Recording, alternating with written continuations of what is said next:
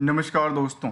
एक नई लर्निंग के साथ हाजिर हुआ हूँ और आज की जो स्टॉक स्पेसिफिक लर्निंग में हम लोग चर्चा करने वाले हैं एक ज्वेलरीज वाले कंपनी को लेकर जो मार्केट में काफ़ी डिमांड रहती है, खास करके फेस्टिवल सीजन को लेकर के। लेकिन इसका नाम तो उन्होंने रखा है आर ओ ज्वेलरी लिमिटेड। लेकिन क्या ज्वेलरी में कामकाज करती है या नहीं करती है, या काम धंधा बंद चलता है, इस पे कुछ बड़ा मुश्किल सा जवाब मिलता है। और जवाब ये मिलता है, यदि हम इसके रिजल्ट की तरफ देखें तो वो कहती है जो सितंबर में कोई कारोबार किया ही नहीं कंपनी। जो पता है ना, सितंबर में तो क्या स्टार्ट होती है, फेस्टिवल का सीजन चालू हो गया था। खास करके गणेश चतुर्थी से स्टार्ट होती है, गणेश पूजा से। और काफ़ी सारे फेस्टिवल्स चले जाते हैं सितंबर में। फिर अक्टूबर में अच्छी खासी फेस्टिवल जहाँ पे दिवाली के अलावा मुहूर्त लगन का पीरियड है। तो कंपनी के बारे में आखिर करती क्या है कंपनी, जहाँ 100% के आसपास गिरावट दर्ज करती है, जिसका नाम है आर ओ ज्वेलर्स लिमिटेड। इसकी यदि वेबसाइट पर जाकर विजिट करते हैं तो कहती है कि इनका कामकाज तो है ज्वेलरी में, अलग अलग प्रोडक्टिविटी पे कंपनी कामकाज करती है।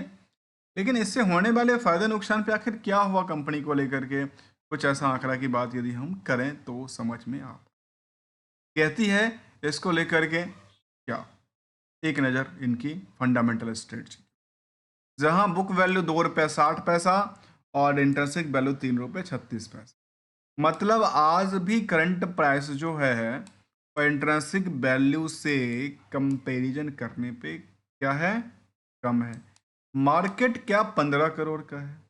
और इस नंबर देखने के बाद मैं एक ही वर्ड कह सकता हूँ कि मार्केट को कैप्चर करना बहुत ही आसान है, क्योंकि 5 करोड़ का नंबर अब शेयर है, लेके भर लो। 5 तिया 15 करोड़, जिसमें से 15% की होल्डिंग ही प्रमोटर रखी है। मतलब प्रमोटर की इच्छा क्या है। और करंट रेशियो की तरफ भी देखेंगे तो काफ़ी ज़्यादा कहता है। डेट टू इक्विटी के बारे में 0.58 का कहता है। अर्निंग पर शेयर के अकॉर्डिंगली यदि चेक करें, इंडस्ट्रियल पी तो ये कहता है 36 का, लेकिन इसमें कहता है अंडर वैल्यूड है। क्या है, अंडर वैल्यू। जहाँ R O C E and R O C दोनों इज निगेटिव सेंटिमेंट दर्शाते हैं, जहाँ डिविडेंड का कोई ट्रैक रिकॉर्ड नहीं है। तो क्या ट्रेंडिंग बनता है इसको लेकर के यदि हम चर्चा करें तो शायद ये कह सकते हैं कि पिछले कुछ महीनों में लगातार ट्रेंडिंग इसका बिगड़ता जा रहा है।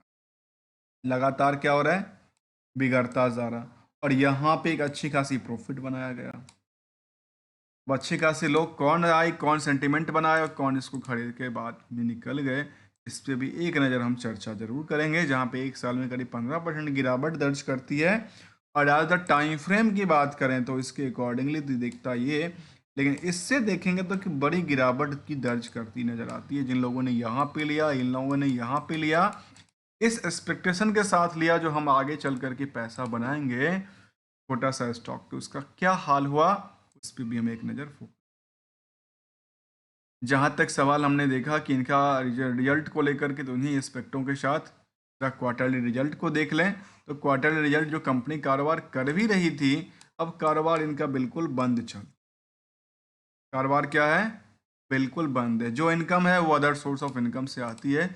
मतलब कंपनी के पास कोई दुकान नहीं, कोई मतलब जब चलता है तब दुकान होता है, नहीं तो नहीं होता है। ऐसी बात कर रही है क्या। मतलब अपनी दुकान नहीं, अपना कुछ है नहीं। कहती है procurement of the sale of jewellery. Company कहते हैं ज्वेलरी में डील करती, 2018 में बनी थी कंपनी। लेकिन ऐसा देखने से लगता है कि इनके पास दुकान भी खुद की नहीं है। जब दुकान लेते हैं तो फिर सामान भी आता है, सेल भी होता है, दुकान नहीं होता तो बिक्री भी नहीं होती। ईयरली ग्रोथ की तरफ देखें तो लास्ट 12 महीने के डेटा, तो वो कहते हैं यहाँ पे तो ठीक ठाक है, क्योंकि वो पहले एक कंपैरिजन टू ठीक ठाक कर चुका है, लेकिन लास्ट कुछ पीरियड से बिल्कुल ही नहीं कर रहा है। रेशियोज की बात करते हैं, 3 दिन के लिए है, 3 दिन के लिए है।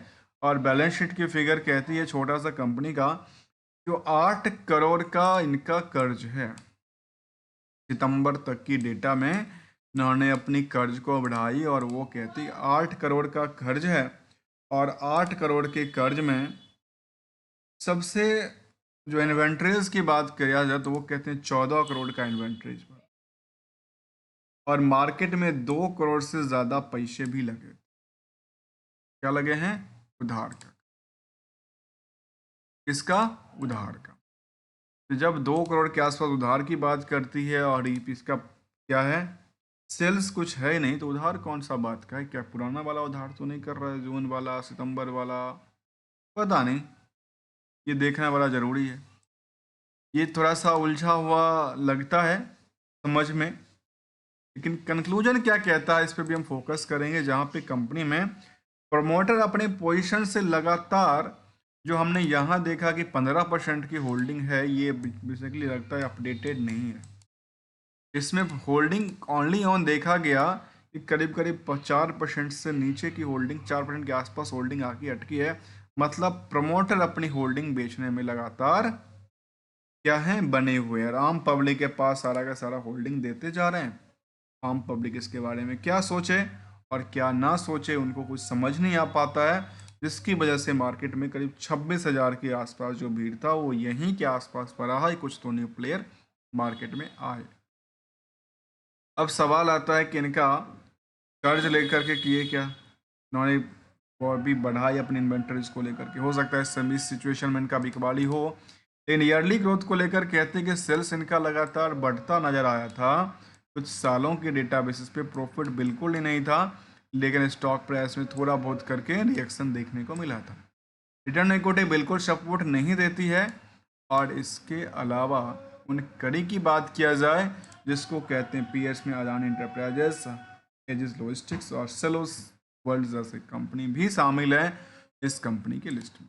जबकि कंपनी की तरफ हम वो देखें, पीएसए के ऊपर तो कोई नॉर्मल ट्रेडिंग के अंदर ट्रेड करती है, और इनको रखा गया है जेम्स ज्वेलरी एंड वॉचेस के अंदर। और इसका मार्केट में जो इन्होंने अपने दिया कुछ निवेशकों को लेकर के, तो 2023 में कंपनी ने स्प्लिट किया था, 2022 में बोनस इशू दिया था 32 के बदले 82, पता नहीं कौन सा फिगर्स उसने दिया था, 32 के बदले 82 देना एक बंच को लेकर के। इसके अलावा देखा जाए तो कंपनी कहती है, आर ओ ज्वेलर्स जो कंपनी है वो बेसिकली कहाँ की है, गुजरात बेस्ड कंपनी है। Showroom for the gold product in the 810 8 floors एड्रॉयस एस्पास इन द गलबरीज, और जो कि अहमदाबाद गुजरात में इनकी एक शोरूम है। उस शोरूम के बेसिस पे उन्होंने लिस्टिंग लिया था, हो सकता है। और आज इनका शोरूम का कोई ना कोई खर्च है, ना कोई क्या है, मुझे लगता है कि शोरूम ही नहीं है क्या इनके पास, पता नहीं सर, पेपर वर्क कर रहे हैं या कुछ ऐसा एक्चुअल में है या नहीं है। ये तो बड़ा मुश्किल सवाल ये है। जो मान लेते हैं पहले आपने शोरूम लिया जून में तो 6 करोड़ का खर्च हुआ, अब जब आपने लिया तो 5 लाख का खर्च हुआ, मतलब कोई सेल्स ही नहीं था। ये शोरूम का खर्च है, ये छोटी सी दुकान की खर्च है, ये मुझे समझ नहीं आता।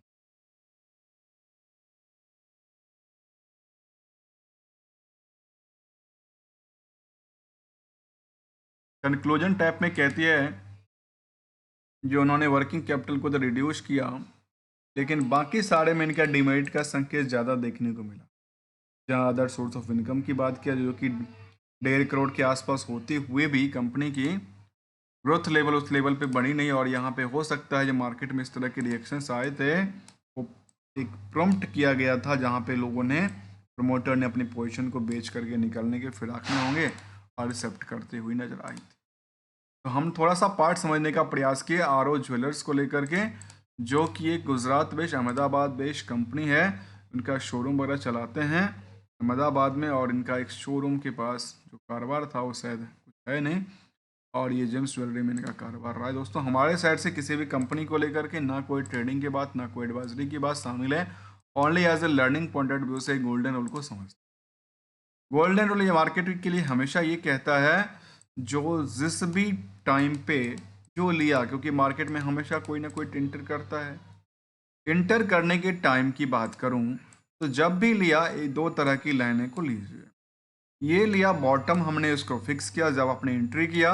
एंट्री के बाद एक नीचे के लिए कहते हैं रिस्क, कितना परसेंट आप रिस्क लेना चाहते हैं, 30%, 40%, 50%, इतना रिस्क के बाद यदि आज एक्सपेक्टेशन के आसपास पहुंचती है तो आपको क्या करना है, प्रॉफिट को बुक करना है और इसके आसपास को मिनिमाइज करना है। यहाँ पे दो कंडीशंस को अप्लाई करना, एक है टर्म को लेकर के, एक है ग्रो को लेकर के। इसको कहते हैं बेसिकली टर्म। इन टर्म को देखिए और प्रॉफिट को हमेशा घर लेकर कर चलना चाहिए, तो बुक करते रहिए और मिनिमाइज करते हुए इसको। इसलिए को फाइनेंशियल डिसीजंस और एक पर्सनल डिसीजन की जरूरत होती है, जिसके लिए आपको एक पॉलिसीज बिल्डअप करनी पड़ेगी। जब हम इस सिद्धांत के ऊपर काम करेंगे तो ही एक पैसा बनेगा।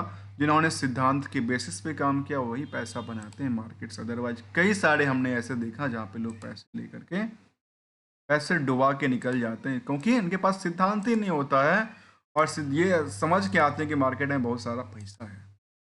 पैसा है लेकिन आपको पॉलिसीज के साथ करना पड़ेगा काम, तभी पैसा। मिलते हैं कुछ नई स्टडी के साथ, तब तक के लिए